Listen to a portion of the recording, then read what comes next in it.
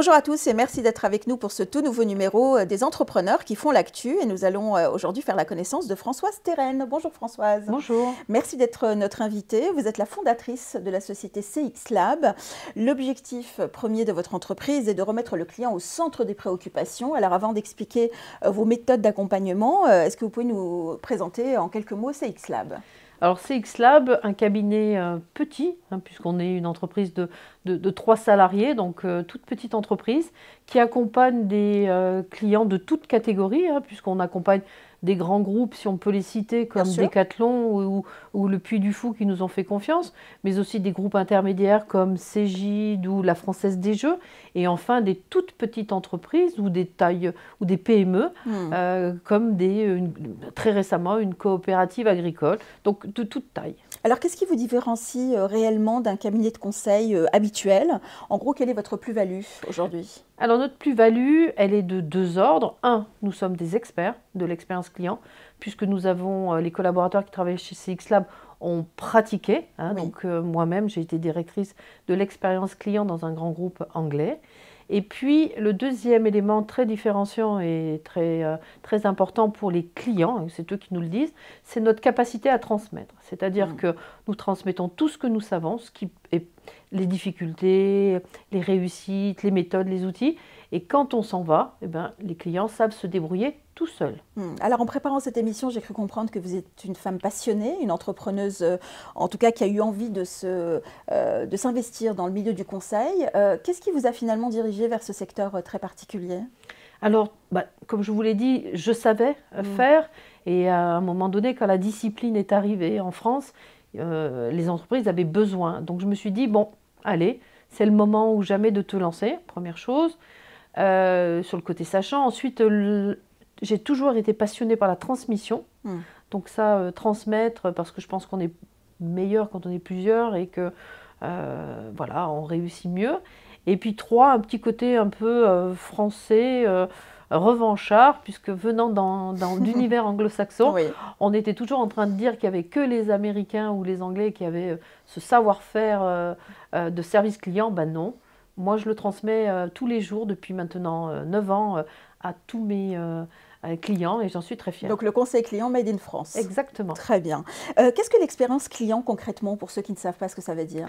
Alors ça consiste à remettre le client au sein ou au centre de l'organisation et donc automatiquement de répondre à ses attentes, donc de les connaître et d'offrir aux clients des interactions avec l'entreprise, des points de contact avec l'entreprise qui soient simples, faciles, agréable et régulier. Ça, c'est la définition.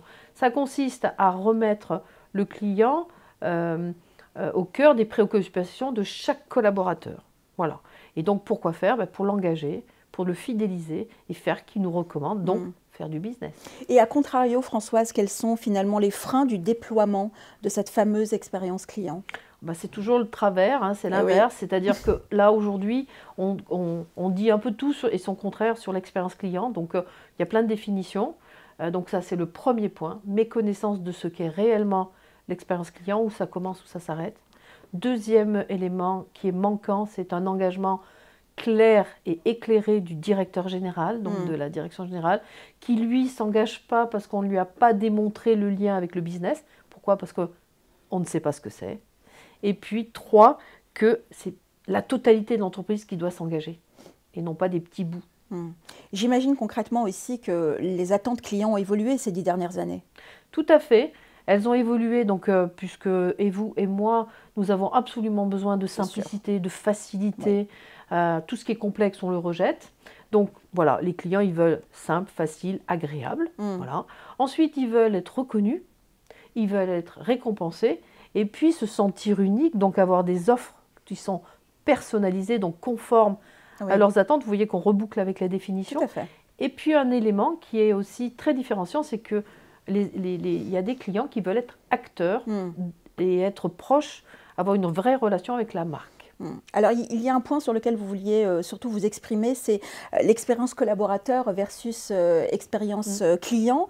Il y a un lien fort entre les deux, je crois. Tout à fait, puisque c'est un lien évident, puisque aujourd'hui, les personnes qui délivrent l'expérience client, ce sont les collaborateurs. Donc les collaborateurs, il faut qu'ils comprennent pourquoi ils travaillent, quel est le sens à leur action, quelle est leur contribution. Donc ça, c'est absolument indispensable. On a un module d'évangélisation, nous, sur c'est quoi l'expérience client, à quoi ça sert, etc. Et puis, ainsi, le collaborateur, il va pouvoir délivrer une expérience client de qualité et être heureux de le faire. Pour finir, Françoise, on parle de l'avenir de CX Lab. Vous avez des choses à nous annoncer? Alors oui, on a on va dire plein de plats au four, hein, mais un qui est le plus important pour nous, qui est que nous avons co-construit avec nos clients une offre qui s'appelle l'état de maturité. Hein. Donc nous mesurons, comme ce nom l'indique, l'état de maturité des entreprises sur l'expérience client. Où est-ce qu'ils en sont? Où est-ce qu'ils ont des problèmes? Qu'est-ce qu'il faut qu'ils développent pour offrir aux clients donc l'expérience attendue. Très bien. Je vous souhaite beaucoup de succès en tout cas pour l'entreprise et surtout pour tous les projets de CX Lab. Merci beaucoup Françoise Perren d'avoir été notre invitée. Et quant à nous, eh bien, on se retrouve une prochaine fois pour un autre numéro des entrepreneurs qui font l'actu. À bientôt.